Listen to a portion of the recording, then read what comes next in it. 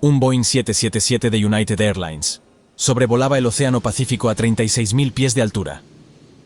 De repente, una sacudida estremeció el avión, seguida de un estruendo ensordecedor. El pánico se apoderó de los pasajeros, mientras la aeronave vibraba violentamente. En ese momento crítico, el piloto automático y el acelerador automático se desconectaron, y las violentas turbulencias dificultaban la lectura de todos los instrumentos para los pilotos. El avión empezó a inclinarse bruscamente hacia la derecha, quedando temporalmente fuera de control. La situación era incierta. ¿Podrán los pilotos recuperar el control y llegar a salvo a su destino, o el vuelo estaba condenado a terminar en las profundidades del océano? Esta es la historia del vuelo 1175 de United Airlines.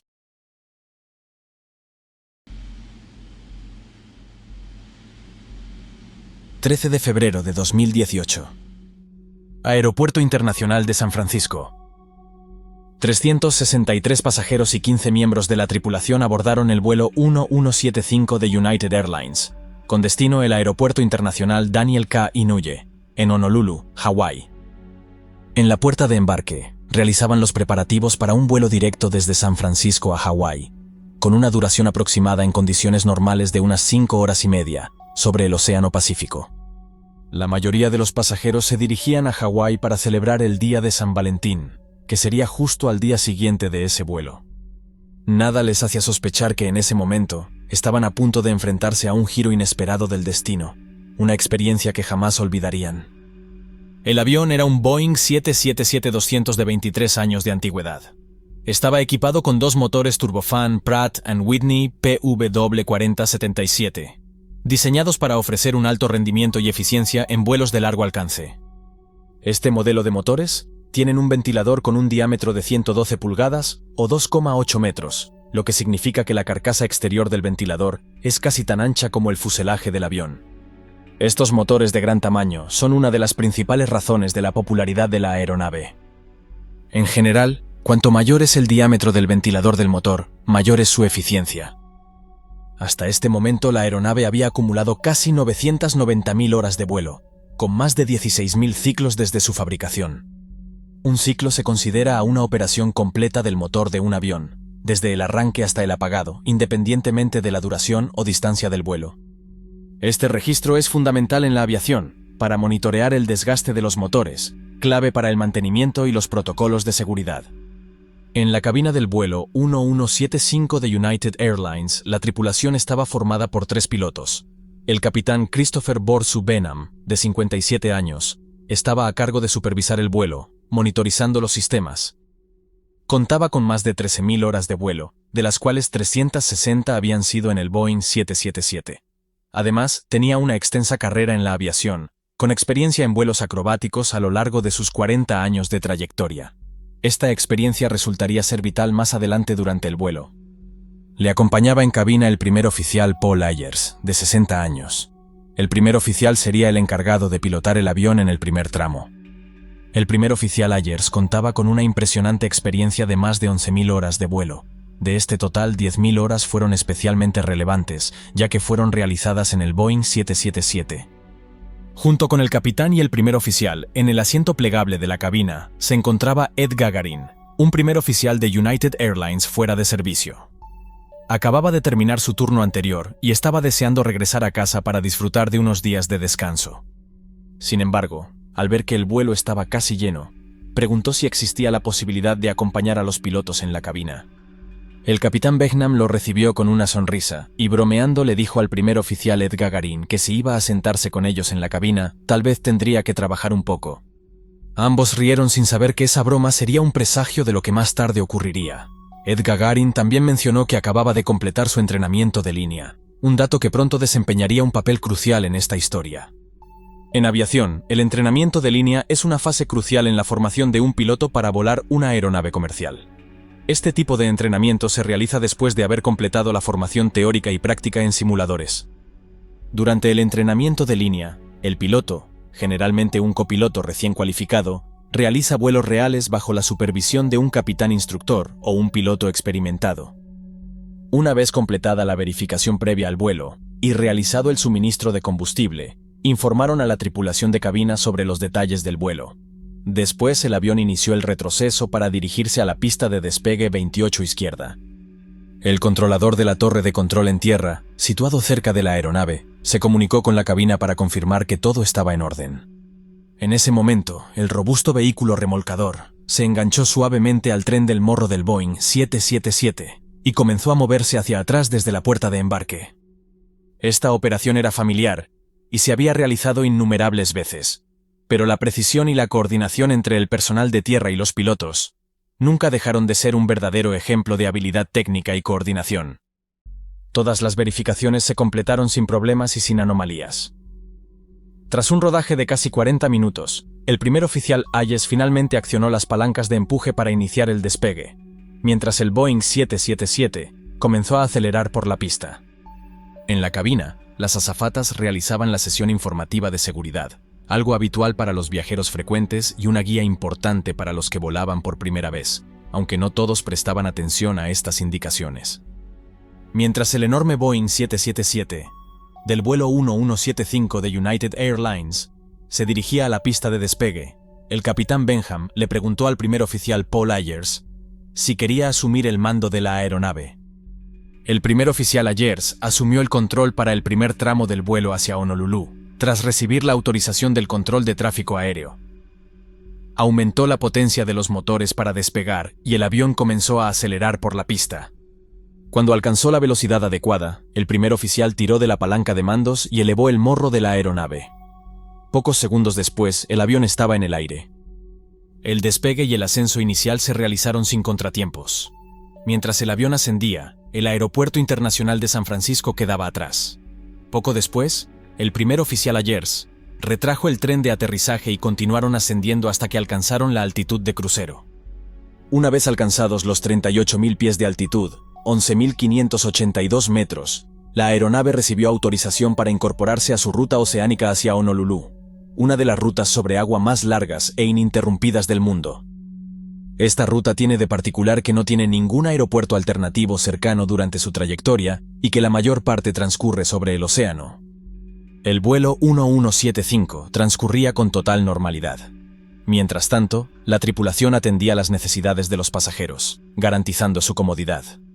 El avión volaba de manera estable sobre el Océano Pacífico, y una sensación de calma y monotonía se apoderó de los pasajeros, totalmente ajenos a los dramáticos eventos que pronto se desencadenarían.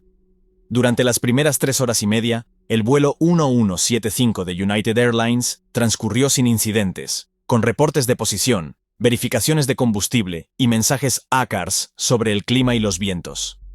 Los mensajes ACARS, Aircraft Communications Addressing and Reporting System, son un sistema de comunicación utilizado en aviación para transmitir información entre pilotos y torre de control en tierra. Estos mensajes pueden incluir datos sobre el estado del vuelo, informes de posición, solicitudes de información meteorológica y actualizaciones sobre el rendimiento del avión, entre otros. Los pilotos establecieron comunicación con la torre de control de Honolulu y recibieron la información meteorológica actualizada a través del sistema informático a bordo de la aeronave. Los nuevos datos indicaban cielos nublados y un rango de visibilidad de 10 millas, 16 kilómetros. Además, se informó que la temperatura era de aproximadamente 21 grados Celsius. En ese momento el capitán Benham comentó que había volado a Honolulu innumerables veces, pero que nunca había visto una capa sólida de nubes tan extensa, cubriendo desde los 2.000 hasta los 33.000 pies, entre 600 a 10.000 metros, sobre las islas, como las que esperaban encontrar más adelante. Poco después, comenzaron a adentrarse en una zona de turbulencias moderadas. Debido a esto, solicitaron permiso al control de Honolulu para descender 2.000 pies, unos 600 metros, en busca de condiciones más estables. El control lo aprobó, y el primer oficial ajustó el descenso en el panel de control, dejando que el piloto automático realizara el descenso. El capitán abandonó brevemente la cabina, y a su regreso, un fuerte y violento estruendo sacudió la aeronave por completo. Los pilotos, aturdidos por la situación, no eran conscientes de lo que estaba sucediendo. El avión giró abruptamente unos 40 grados hacia la derecha. Esto causó la pérdida de control de la aeronave. Lo que los pilotos desconocían en ese momento era el desastre que se había desatado en el motor derecho. Una falla catastrófica de las aspas del ventilador, desintegrándose en pleno vuelo y poniendo en peligro la integridad de la aeronave. Cuando se encontraban a unos 40 minutos al noreste de Honolulu, una grieta en la pala del ventilador número 11 alcanzó su punto crítico. En un instante, la enorme pala se desprendió limpiamente, a unos 3,5 centímetros de su base, y salió disparada con una fuerza tremenda, impactando y destrozando la pala contigua. Los fragmentos causaron graves daños en el núcleo del motor. La pala número 11 comenzó a moverse hacia adelante dentro del cañón protector del motor, generando ondas de choque que superaron las especificaciones del motor, lo que provocó que tanto el cañón como la carcasa fallaran y fueran arrancados del motor. Este tipo de incidente, conocido como evento de aspa del ventilador, o FBO, es algo para lo que los motores se prueban durante el proceso de certificación. Este incidente provocó la desconexión de los sistemas de piloto automático y acelerador automático. La aeronave comenzó a temblar violentamente, lo que dificultó el control de los instrumentos en la cabina. La intensa sacudida generó un ruido ensordecedor, similar al derribo de un edificio de metal, con sonidos de metal doblándose y aplastándose. Este ruido extremo obligó a los pilotos a hablar en voz muy alta para poder comunicarse mientras volaban a 36.000 pies de altitud, 10.972 metros, sobre el Océano Pacífico, lejos de cualquier zona donde pudieran aterrizar. El avión parecía girar sobre su ala derecha y temblaba como si estuviera a punto de romperse. En ese momento el capitán Benham se dio cuenta de la gravedad de la situación y exclamó: «¡Tengo los controles!». Mientras tanto, tomó los mandos de control a la vez que se desconectaban el piloto automático y el acelerador automático. El capitán observó las pantallas del motor, esperando confirmar su sospecha de una falla catastrófica, pero se sorprendió al ver que ambos instrumentos mostraban valores completamente normales. Confundido gritó: «¿Qué está pasando?». El primer oficial, Paul Ayers, respondió: «No lo sé. Los instrumentos del motor son normales». Inmediatamente el capitán Benham notó que la velocidad comenzaba a disminuir rápidamente y que tenía muy poco tiempo para reaccionar. Algo estaba sucediendo en el lado derecho del avión, que inclinaba y giraba la aeronave en esa dirección. Instintivamente, movió la palanca de mandos hacia la izquierda y giró suavemente los alerones hacia la izquierda. Enfocado en mantener la altitud, empujó la palanca izquierda del acelerador al máximo para obtener la mayor potencia posible y reducir la desaceleración. A esa altitud, es crucial no mover los controles demasiado rápido, ya que esto puede provocar ondas de choque Mach. Además, el avión ya estaba inclinado más de 40 grados, lo que aumentaba las fuerzas G y la velocidad de pérdida. Las fuerzas G, o fuerzas gravitacionales, son una medida de la aceleración que experimenta un objeto en relación con la gravedad de la Tierra. Cuando un avión realiza maniobras, como giros o descensos rápidos, tanto los pilotos como los pasajeros pueden sentir estas fuerzas como una presión sobre sus cuerpos. Las fuerzas G pueden influir en la estabilidad del avión, especialmente en situaciones de pérdida de control o en maniobras extremas. Ed, el primer oficial en el asiento auxiliar, dijo: «Tal vez hemos tenido una colisión en vuelo. Eso explicaría la explosión, las vibraciones extremas y la repentina pérdida de control. Sin embargo, estaban a 36.000 pies, 11.970 metros y no habían visto nada en su TECAS. No debería haber nadie más a esa altitud. Por encima de los 18.000 pies en Estados Unidos, 5.500 metros, todo el espacio aéreo está controlado mediante transpondedores, por lo que si hubiera habido otro avión allí, deberían haberlo detectado». Dentro de la cabina, los pasajeros temían por sus vidas mientras el capitán declaraba una emergencia, sin que nadie pudiera entender con precisión qué le estaba ocurriendo al avión. En un intento de nivelar el avión, el capitán Benham pidió al primer oficial Paul que inclinase el morro hacia abajo y de esta forma poder corregir la pronunciada inclinación. Juntos maniobraron sujetando con fuerza los controles y aumentaron la potencia de los motores, un movimiento crucial para mantener la velocidad del avión durante esta fase crítica. El capitán Benham movió el timón hacia la izquierda y aplicó potencia al motor izquierdo para detener el balanceo del avión. Su amplia experiencia en vuelo, que incluía vuelos acrobáticos, resultó ser crucial en ese momento. De manera intuitiva, buscó un punto de equilibrio crítico para mantener el control del vuelo y evitar un descenso hacia el océano, mientras continuaba la incertidumbre sobre qué había causado los problemas en el avión. Con precisión, ajustó la inclinación del morro del avión para estabilizar el cabeceo y el balanceo. Rápidamente, consiguió realinear la trayectoria de vuelo, cuando solamente habían pasado unos 30 segundos después del incidente. En ese momento, ni el capitán Benham ni el primer oficial Ayers estaban seguros de las condiciones en las que se encontraba el avión, ya que los instrumentos del motor mostraban lecturas normales, dejando la incógnita sobre la causa de la inestabilidad. Sin embargo, pocos segundos después, el indicador del motor derecho y el sistema de alerta revelaron información crítica. No había presión en el motor derecho. Al ver esta información, el capitán Benham dedujo que habían perdido el motor derecho, pero seguía perplejo ante la razón por la cual el avión continuaba temblando violentamente. El capitán ordenó al primer oficial Ayers que revisara inmediatamente la lista de verificación de daños severos en el motor. Ambos revisaron paso a paso la lista mientras continuaban volando sobre el Océano Pacífico, a 200 millas de Honolulu, 321 kilómetros. Al apagar el motor derecho, la vibración disminuyó, pero seguía siendo complicado controlar el avión, lo que dificultaba el manejo y el descenso. Para mantener la velocidad de descenso gradual, el capitán Benham aumentó al máximo la potencia del motor izquierdo. En ese mismo instante, los pilotos decidieron declarar una emergencia. Ante la gravedad de la situación, pidieron ayuda al primer oficial fuera de servicio que les acompañaba en cabina, Ed Gagarin. El capitán instruyó al primer oficial para que ejecutara la lista de verificación de descenso, mientras le pedía a Ed Gagarin que obtuviera los vectores hasta el Aeropuerto Internacional de Honolulu, todo ello con un solo motor en funcionamiento. El capitán Benham controlaba el avión con gran destreza mientras descendía a una altitud de 33.000 pies, 10.058 metros.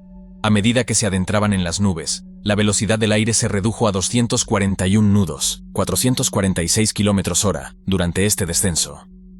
Este escenario presentó ciertos desafíos aerodinámicos, especialmente debido al flujo de aire interrumpido sobre el ala derecha. El capitán era consciente de que bajar el morro hacia abajo para aumentar la velocidad del aire podría comprometer las posibilidades de aterrizar en Honolulu. Por otro lado, elevar el morro para reducir la velocidad del aire podría hacer que el avión fuera más susceptible a una entrada en pérdida. En ese momento, el capitán determinó que la velocidad óptima se situaba entre 245 y 255 nudos, 453 y 472 km/h, asegurando la estabilidad del vuelo sin riesgo de entrar en pérdida. Con solo el motor izquierdo funcionando y el motor derecho apagado, planeó una aproximación one-shot para aterrizar en Honolulu debido a la pérdida de altitud. La aproximación one-shot es una maniobra de aterrizaje que implica realizar un único intento de aterrizaje en la pista, sin la posibilidad de realizar una segunda aproximación. Se utiliza en situaciones donde el tiempo o las condiciones son críticas, y el piloto debe asegurarse de que el aterrizaje se realice correctamente en el primer intento. Este tipo de aproximación requiere una alta precisión en el control del avión y un cálculo meticuloso de la altitud y la velocidad para garantizar un aterrizaje seguro. El capitán mantuvo el control del avión en condiciones desafiantes, calculando continuamente la altitud, la velocidad del aire y la distancia. En un momento crítico, el capitán Benham solicitó al primer oficial que reactivara el piloto automático y el acelerador automático, pero lamentablemente, estos controles seguían sin estar operativos. Debido a esto, se vieron obligados a pilotar el avión de forma manual mientras se dirigían hacia Honolulu, lo que representó un gran desafío. El capitán informó a la tripulación de cabina sobre los problemas con el motor derecho y mencionó la posibilidad de amerizar en el océano debido a las dificultades para mantener el control del avión. Les pidió que prepararan a los pasajeros en cabina por si finalmente tenían que recurrir a este tipo de aterrizaje. En ese momento el capitán solicitó a Ed Gagarin que hiciese una fotografía del motor derecho, por si esto ayudaba a comprender mejor la situación. Aún no entendía por qué el avión seguía temblando y por qué era necesario acelerar a fondo para mantener un descenso controlado. Ed Gagarin logró grabar un breve vídeo del motor dañado y se lo mostró a los pilotos, revelando que la cubierta del motor había sido arrancada. Los pilotos quedaron perplejos al contemplar las imágenes. Con esta información, comprendieron que la dinámica del vuelo estaba comprometida. Se comunicaron con el centro de operaciones de la aerolínea para pedir ayuda con la lista de verificación y contactaron con Honolulu para informar al centro de control sobre el incidente. A medida que se aproximaban al aeropuerto de Honolulu, el capitán Benham colocó los flaps en posición 1.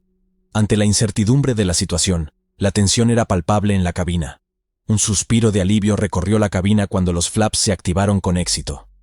Mientras el avión descendía a través de las capas de nubes, las luces de la pista comenzaron a vislumbrarse. El capitán le pidió al primer oficial que desplegase el tren de aterrizaje. Inmediatamente el primer oficial realizó la solicitud. Posteriormente, el primer oficial informó al capitán sobre los procedimientos que debían llevar a cabo antes de aterrizar. Sin embargo, el capitán era consciente de que solo tendrían una oportunidad para aterrizar. El primer oficial Ayers bajó y bloqueó el tren de aterrizaje. Una gran sensación de alivio recorrió la cabina, al ver que el morro del avión se alineaba con la línea central de la pista, atravesando la última capa de nubes y revelando finalmente la pista por completo. En ese momento, movieron la palanca de los flaps a la posición 5 y continuaron progresivamente la posición 15, manteniendo una velocidad de 180 nudos, 335 kilómetros. Con el enorme y pesado avión en una situación crítica que debía aterrizar inmediatamente, la situación se volvió tensa. Mientras tanto, el equipo de bomberos ya estaba esperando en tierra. El avión se aproximaba cada vez más a la pista de aterrizaje, y el capitán continuaba con el descenso del avión lentamente. El sonido de los neumáticos al tocar el suelo de la pista fue el alivio final y rompió el silencio en la cabina, seguido de la desaceleración, mientras aplicaban el empuje inverso para lograr un aterrizaje suave. Al detenerse, los aplausos llenaron la cabina cuando los pasajeros se dieron cuenta de que el aterrizaje había sido un éxito. El primer oficial informó al capitán de que podía soltar los controles en ese momento. Inmediatamente el capitán Benham fue consciente de que aún mantenía un firme agarre de los mandos con su mano izquierda y sostenía el acelerador con la derecha, a pesar de que el avión ya se encontraba en tierra y se había detenido. El personal de rescate y extinción de incendios no tardaron en realizar una minuciosa inspección. Después, determinaron que era seguro continuar con el rodaje de la aeronave hasta la puerta de embarque, donde los 363 pasajeros, los 3 pilotos y los 12 asistentes de vuelo pudieron desembarcar normalmente. Afortunadamente nadie resultó herido en este incidente. Varios organismos iniciaron rápidamente una investigación exhaustiva, incluidos el Laboratorio de Materiales Pratt & Whitney, los metalúrgicos de la FAA y la NTSB. La investigación integral implicó acceder a los registros de la aeronave y examinar directamente el motor para identificar el origen del mal funcionamiento y su explosión. Los investigadores encontraron una fractura en el aspa del ventilador del motor derecho, así como un pequeño agujero y varias abolladuras y hendiduras en el fuselaje cerca de dicho motor. En el lado derecho del fuselaje se detectaron 2 pequeñas abolladuras y pinchazos justo debajo de la ventana, alrededor de las filas de asientos 20 y 21. El examen de las aspas del ventilador reveló que el aspa número 11 se había fracturado de forma transversal a través del ala de aire, justo encima de los carenados entre la base de cada aspa. El otro aspa del ventilador, identificada como la número 10, también se había fracturado, aproximadamente a mitad de su longitud. Esta fractura fue causada por fatiga, que se había originado desde un punto subterráneo en la superficie interior de las aspas del ventilador de núcleo hueco. Durante la investigación, se reveló que los motores habían sido reacondicionados por última vez en 2015. En ese momento, Pratt & Whitney estaba probando la durabilidad de los motores, utilizando una técnica llamada imagen acústica térmica, TAI, una tecnología emergente que aún se encontraba en desarrollo. Este método funcionaba generando vibraciones en las aspas mediante energía sonora. Si existía alguna grieta, las superficies internas de la fractura se rozarían entre sí, generando calor, que luego se detectaba con sensores térmicos. Esta técnica, más sencilla que otras, fue rápidamente adoptada por Pratt & Whitney. Si al realizar la TAI detectaban una posible grieta, la pala se enviaba para más pruebas con otras tecnologías no destructivas. Aunque en esas inspecciones, los técnicos notaron una anomalía en una de las aspas, lo descartaron como un simple problema en la capa de pintura de la propia pala. En el motor derecho, faltaba gran parte del revestimiento del borde de entrada, así como la mayor parte de los cañones interiores y exteriores, y aproximadamente la mitad del mamparo trasero, que no fueron recuperados. Además, la mayoría de las mitades interior y exterior de la carcasa del ventilador también estaban ausentes, ya que estas piezas se perdieron en el mar. La entrada, después del mamparo, estaba hecha de plástico reforzado con fibra de carbono en los aviones de fábrica, mientras que durante las pruebas de certificación de las aspas del ventilador del motor, se utilizó un mamparo de aluminio. A diferencia del plástico reforzado, el aluminio puede rendir de manera similar al absorber la misma cantidad de energía. Los análisis estructurales de la entrada y la cubierta del ventilador revelaron que el diseño del mamparo de plástico reforzado con fibra de carbono Era menos robusto que el mamparo de aluminio probado durante la certificación del motor, lo que pudo haber contribuido a su desprendimiento. La entrada del motor, al no estar intacta, provocó fuertes sacudidas que los pilotos describieron como una alteración de la superficie aerodinámica. Esto comprometió significativamente la estabilidad de la aeronave, causando que se desestabilizara inmediatamente después del impacto inicial. Se descubrió que las piezas de la entrada del motor utilizadas durante las pruebas de certificación estaban hechas de aluminio, que tiene una mayor capacidad para ceder y deformarse, en comparación con el polímero reforzado con fibra de carbono que finalmente se utilizó en la producción. Esta fue una de las razones por las que las partes frontales del motor se destruyeron rápidamente, mientras que la carcasa permaneció razonablemente intacta. Sin embargo, cuando esas secciones delanteras del motor desaparecieron, parte de las aspas del ventilador que continuaban girando se desprendieron de la carcasa y se dispararon directamente hacia el costado del avión. Por suerte impactaron en un lugar específico donde se encontraba un larguero, una estructura que se ubica justo debajo de una de las ventanillas del pasajero. Esto evitó que el fragmento de la pala perforara la cabina, lo que podría haber sido catastrófico para el pasajero, y aún peor, habría provocado una despresurización inmediata de la aeronave. Para prevenir que se repita un evento similar, la FAA emitió en 2019 una directiva de aeronavegabilidad, que exige inspecciones periódicas de los motores basadas en los ciclos de uso. En particular, se estableció que las aspas del ventilador deben ser inspeccionadas cada 6.500 ciclos de vuelo. Este estándar fue adoptado por otras autoridades de aviación nacional.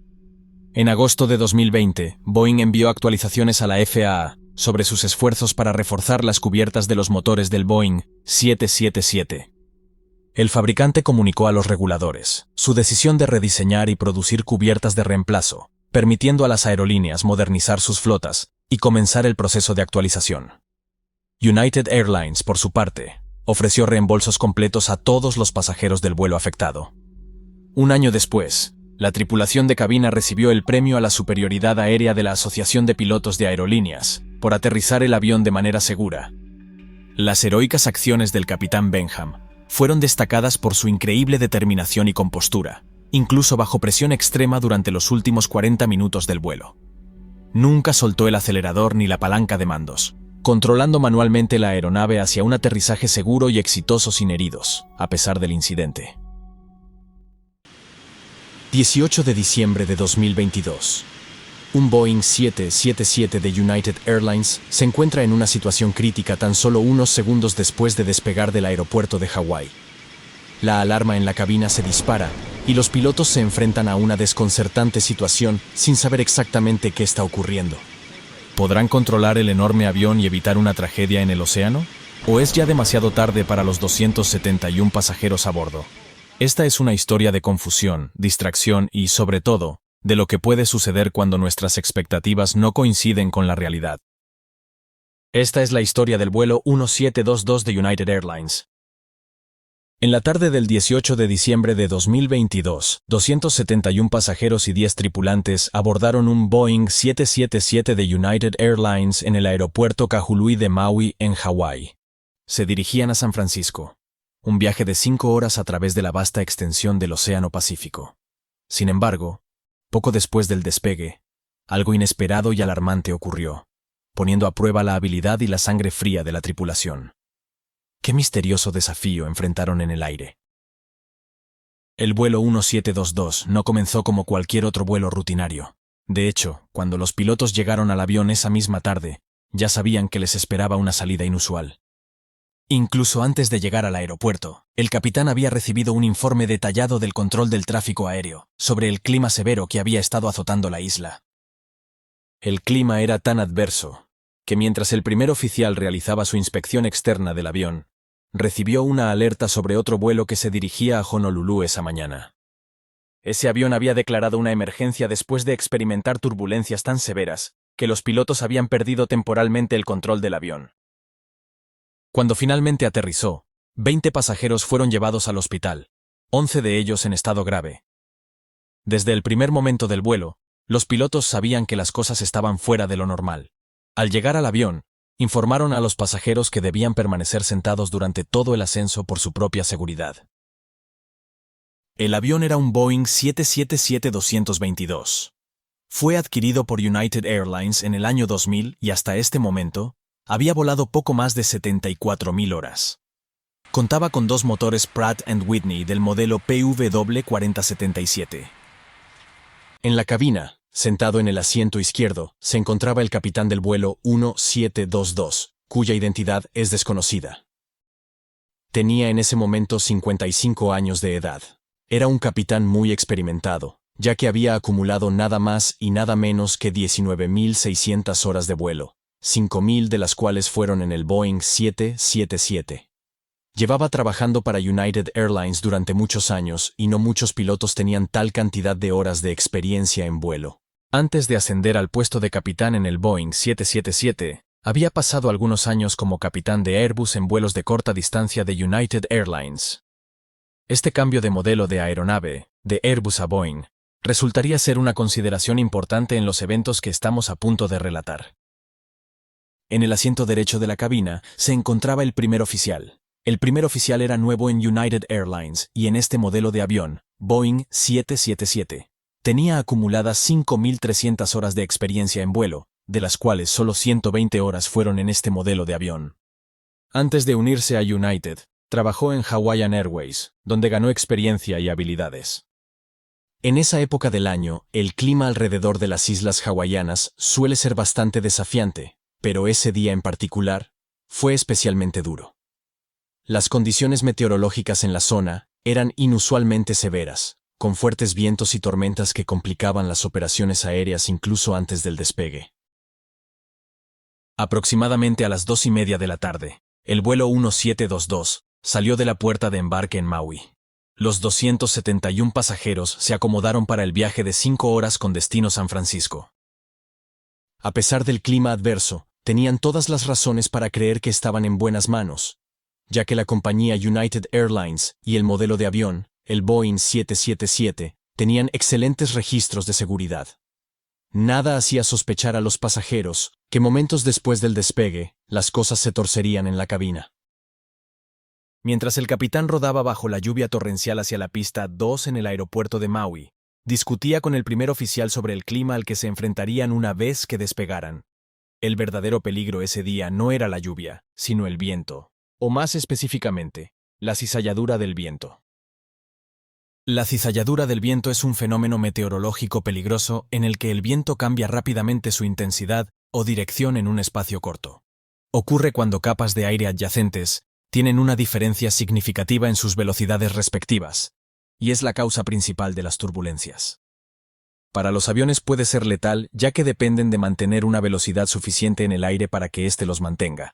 Si el viento repentinamente cambia y viene fuertemente de frente, la velocidad del avión puede disminuir tanto que puede perder sustentación y caer como un peso muerto. Si esto sucede cerca del suelo, como sería el caso justo después del despegue, es posible que no haya suficiente espacio para que los pilotos recuperen el control del avión. Mientras los pilotos se dirigían hacia la pista de despegue, el controlador les informó que había recibido múltiples informes de cizalladura del viento en niveles bajos, es decir, cerca del suelo. Este fenómeno ha cobrado muchas vidas a lo largo de los años. Los pilotos estaban en alerta máxima, preparados para un posible encuentro con la cizalladura del viento. El capitán informó al primer oficial sobre la maniobra de escape en caso de cizalladura, la cual implicaba aplicar la máxima potencia a los motores y levantar el morro del avión a 15 grados sobre el horizonte. Aunque no estaban totalmente seguros de si tendrían que realizar esta maniobra, se prepararon para ello en caso de tener que enfrentar la cizalladura del viento. Esto implicaba más que simplemente seguir las instrucciones, ya que requería ajustes específicos. El capitán decidió extender los flaps a 20 grados para el despegue. Normalmente, los pilotos del Boeing 777 usan los flaps a 15 grados para el despegue, pero en este caso, la configuración adicional de los flaps proporcionaría al avión un margen adicional de seguridad, permitiéndoles volar más lentamente si el viento cambiaba repentinamente. Además, decidieron utilizar la potencia máxima para el despegue en lugar de la configuración de potencia reducida que normalmente se emplea para minimizar el desgaste de los motores. Necesitarían toda la potencia disponible para realizar este despegue. Este ajuste en los flaps y la decisión de usar la potencia máxima de los motores jugarían un papel crucial en los eventos que estamos a punto de experimentar. Alrededor de las 3 menos cuarto de la tarde, el capitán alineó el Boeing 777 en la pista 2. Situó los limpiaparabrisas en posición alta y encendió el radar meteorológico, que escaneaba un área en forma de cono al frente y por encima del avión. Los dos pilotos estaban ahora listos para enfrentar la situación, con el Boeing 777 impulsado por los dos motores a reacción más potentes jamás construidos, que generaban casi el equivalente al empuje de 4 veces el Titanic. Una vez recibida la autorización para despegar, el capitán ajustó los motores, llevándolos a la posición de potencia máxima para liberar toda esa increíble fuerza. Sin embargo, la situación no se volvería más fácil una vez que el avión estuviera en el aire. Las cosas estaban a punto de suceder muy rápido, mucho más rápido de lo que los pilotos estaban acostumbrados. En cuestión de momentos, los motores, absorbiendo 7 toneladas métricas de aire por segundo, impulsaron el avión a su velocidad de despegue, que era de aproximadamente unos 260 km por hora, unos 140 nudos. El capitán movió la palanca de mando hacia atrás y elevó el avión hacia el cielo nublado. En los primeros segundos, el ascenso transcurrió de manera normal, como se anticipaba. Sin embargo, el piloto comenzó a notar fluctuaciones en la velocidad del aire, lo que indicaba que el flujo de aire se estaba volviendo más inestable. El capitán estaba preparado para realizar la maniobra de escape en caso de cizalladura del viento en cualquier momento mientras el avión ascendía. El primer oficial estaba ocupado desempeñando el rol de piloto asistente. En esta función, no estaba controlando el avión, sino que se encargaba de manejar las comunicaciones por radio con el control de tráfico aéreo para monitorear la situación. También supervisaba el vuelo del capitán y se encargaba de ajustar el avión durante el despegue. Ajustar el avión implica, entre otras cosas, recoger el tren de aterrizaje y configurar los flaps para hacer el avión más aerodinámico y eficiente en vuelos a alta velocidad. Después de muchas horas volando el mismo avión, los pilotos se ajustan a una rutina específica para el proceso de despegue. Hay una cadencia esperada en lo que se denomina el programa de retracción de flaps. Sin embargo, en este vuelo, debido al uso de potencia máxima del motor y de los flaps a 20 grados, este ritmo se había alterado. Enfocados en la posible cizalladura del viento, los pilotos no estaban preparados para lo que ocurrió cuando el avión alcanzó unos 1000 pies de altitud. El capitán bajó ligeramente el morro del avión para permitir que acelerara, pero debido a que el avión iba demasiado rápido, como indicaban los marcadores en pantalla, la fuerza del aire podría dañar los flaps. Para evitar esto y permitir una mayor aceleración, el capitán le pidió al primer oficial que cambiase el ajuste de los flaps. Y aquí es donde comenzaron los problemas. Los pilotos normalmente utilizan los flaps a 15 grados para el despegue en el Boeing 777, y se acostumbra a retraerlos en fases, primero a flaps 5, luego a flaps 1, y finalmente completamente retraídos. Sin embargo, de acuerdo con los manuales del Boeing 777, cuando se despega con flaps a 20 grados, los pilotos deben retraerlos directamente desde la posición de flaps 20 a flaps 5, omitiendo el paso por flaps 15 por completo. En este vuelo, hubo un malentendido en cabina sobre las instrucciones que dio el capitán al primer oficial. El capitán pensaba que había indicado flaps 5, mientras que el primer oficial entendió que había dicho flaps 15. Cuando el avión aceleró, el primer oficial movió los flaps a 15 grados y luego se comunicó con el control de salida por radio. Esta falta de claridad sobre la configuración de los flaps fue relativamente menor en ese momento, ya que el capitán podría corregirla en breve indicándole al primer oficial que moviera los flaps a la siguiente posición. Sin embargo, el problema principal era que el capitán ahora tenía una imagen incorrecta sobre la configuración del avión. Sus expectativas no coincidían con la realidad, lo que generaba una confusión significativa, y fue en ese momento cuando se pondrían en peligro las vidas de las 281 personas a bordo. Cuando el primer oficial movió los flaps a la posición de 15 grados, las marcas de velocidad en la pantalla principal del capitán solo aumentaron unos pocos nudos.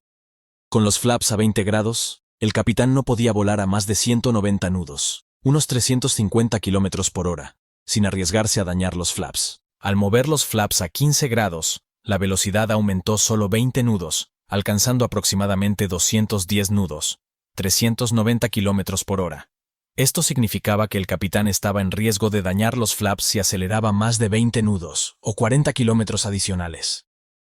El capitán esperaba que la velocidad aumentara significativamente, ya que con los flaps en la posición de 5 grados, que pensaba que había solicitado, se requiere una velocidad mucho mayor para causar daños en los flaps.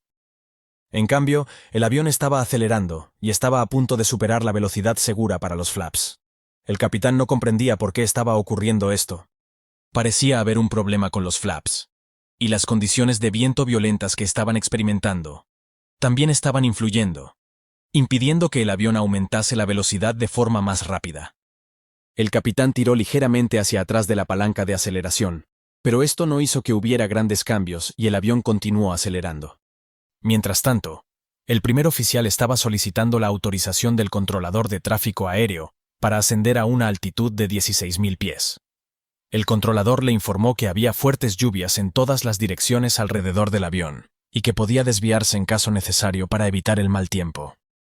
Justo cuando el primer oficial se concentraba en el clima y las instrucciones del control del tráfico aéreo, la confusión del capitán aumentaba. El avión había comenzado a superar el límite de velocidad seguro para los flaps. En ese momento, el capitán revisó rápidamente el indicador de flaps en su pantalla central y notó que estaban en 15 grados, en lugar de estar en los 5 grados que recordaba haber solicitado. Inmediatamente le pidió al primer oficial que moviese los flaps a la posición de 5 grados, lo cual se hizo con urgencia, pero esto no resolvió el problema. El avión siguió acelerando rápidamente dentro de las nubes, sin posibilidad de ver el exterior. Solo había una forma de que los pilotos vieran la alarmante verdad. Su pantalla de vuelo principal mostraba que el avión estaba empezando a descender rápidamente. De hecho, el morro del avión acababa de comenzar a hundirse por debajo del horizonte, y el Boeing 777 había iniciado un rápido descenso. Aquí entra en juego un detalle importante que mencioné al principio. Recordaréis que el capitán del vuelo 1722 había pilotado aviones Airbus para United Airlines durante varios años antes de pasar al Boeing 777. Una diferencia significativa entre los aviones Boeing y Airbus radica en cómo responden a los comandos de los pilotos. En un avión Airbus, cuando un piloto desea ajustar la actitud de cabeceo, simplemente empuja el stick lateral hacia adelante hasta alcanzar el nuevo ángulo de cabeceo y luego la devuelve a la posición neutral. El avión mantendrá esa posición de cabeceo por sí solo. Por esta razón, se dice que los aviones Airbus tienen un control de vuelo muy estable. En cambio, los aviones Boeing, como el 777, no mantienen automáticamente el ángulo de cabeceo establecido por los pilotos. Esto significa que en el vuelo 1722, cuando el capitán se concentró en la pantalla central para verificar el problema con los flaps, sin darse cuenta movió su palanca de control a la posición neutral. En un Airbus, esto no sería un problema, ya que el avión mantendría el ángulo de cabeceo que se había ajustado previamente. Sin embargo, en el Boeing 777, este ajuste a la posición neutral permitió que el morro del avión comenzara a descender. Probablemente, en medio de la situación estresante y desconocida, el capitán volvió a sus instintos de vuelo básicos, adquiridos durante años de experiencia con los modelos Airbus, y sin darse cuenta permitió que el avión inclinara el morro hacia abajo. El primer oficial notó que el morro del avión comenzaba a descender, y a la vez, estaba muy confundido, ya que no entendía nada. El capitán estaba teniendo dificultades para controlar la velocidad del aire, ya que la advertencia de exceso de velocidad seguía sonando. La cuestión era, ¿por qué el morro del avión parecía inclinarse hacia abajo? ¿Por qué el capitán estaba ajustando el ángulo del avión en lugar de corregir la velocidad? Esta situación también podría afectar los instrumentos del primer oficial, creando más problemas en un momento ya crítico. El capitán también estaba perplejo y obsesionado con la advertencia de exceso de velocidad, intentando entender su causa. El avión estaba ahora más de 20 nudos, 40 kilómetros, por encima de la velocidad segura, lo que ponía en grave riesgo los flaps. El morro del Boeing 777 continuaba descendiendo segundo a segundo, y el avión caía más rápido. En un intento por solucionar el problema, el capitán ordenó al primer oficial que retrajera aún más los flaps, sin comprender que esta acción no abordaba la verdadera causa del aumento de velocidad. Mientras tanto, el avión seguía descendiendo, moviéndose peligrosamente hacia el océano que se encontraba justo debajo de ellos. El primer oficial retrajo los flaps un grado más, pero la advertencia de exceso de velocidad persistió. Estaba completamente confundido. No entendía qué estaba haciendo el capitán con el avión, por qué seguía acelerando tanto y manteniendo los motores casi a máxima potencia. La tormenta podría haber causado que el avión se comportara de esta manera, pero sus instrumentos estaban mostrando la misma información que los del capitán. El avión se encontraba en una posición crítica, con el morro apuntando más de 10 grados por debajo del horizonte y descendiendo a una velocidad alarmante de 8.000 pies por minuto. A esa velocidad, el avión acabaría impactando contra el océano en pocos segundos. En la cabina de pasajeros no tenían ni idea de lo que estaba ocurriendo al frente. No sabían que sus vidas estaban en grave peligro, no por la turbulencia, sino por una seria confusión en la cabina de los pilotos. El enorme avión avanzaba a través de las nubes, precipitándose directamente hacia el océano. En ese crítico momento, mientras el primer oficial observaba al capitán, bajaron por debajo del techo de nubes a gran velocidad. Para horror de ambos pilotos, se encontraron frente a frente con el Océano Pacífico, aproximándose a él a una velocidad de más de 300 nudos o 550 kilómetros por hora. El primer oficial, desesperado, urgió al capitán para que realizara una maniobra de emergencia. El capitán, con apenas unos segundos para reaccionar, tiró hacia atrás de los controles, elevando de esta forma el morro del avión. Acto seguido, redujo la potencia a ralentí, para permitir que el avión girara en la vertical lo más rápido posible. Los pasajeros y la tripulación fueron lanzados violentamente por la inercia contra sus asientos, mientras el avión descendía hasta solo 750 pies sobre la superficie del océano. Con una envergadura de 210 pies, el Boeing 777, del vuelo 1722, estaba a menos de 4 veces su longitud, de estrellarse contra el Océano Pacífico. Las alarmas de Sink Rate y Pull Up, seguidas de la alerta Too Low Terrain, sonaron con fuerza en la cabina, advirtiendo a los pilotos que estaban a minutos de impactar con el mar.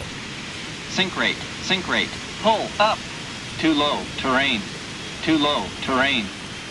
sink rate, pull up. El capitán aumentó la potencia de los motores al máximo y levantó el morro del avión a 20 grados sobre el horizonte. Estaba realizando una maniobra de recuperación de altura, en lugar de la evasión de cizalladura que había planeado usar durante todo el día. Los pasajeros se aferraban a sus asientos poseídos por el pánico mientras el avión temblaba y los motores rugían con fuerza. En cuestión de segundos, el avión comenzó a ascender a una velocidad de más de 8.000 pies por minuto. La situación a bordo era caótica. Después de unos momentos de intensa tensión, el avión logró salir del peligro y se estabilizó en el aire. El capitán ajustó cuidadosamente los mandos de control para reducir la potencia de los motores y restableció el avión en su perfil de ascenso normal. Los dos pilotos estaban visiblemente afectados. Ellos eran los únicos a bordo que comprendían completamente lo que acababa de suceder. Los asistentes de vuelo sabían que algo inusual había ocurrido, pero no tenían idea de lo cerca que estuvieron del desastre. Después de verificar con el asistente de vuelo al mando que ningún pasajero resultó herido, y que no parecía haber daños en el avión, el capitán decidió continuar con normalidad el vuelo hacia San Francisco. 4 horas y media después de aterrizar en San Francisco, los pilotos informaron del incidente a United Airlines. Sin embargo, el incidente no salió a la luz pública hasta 2 meses después.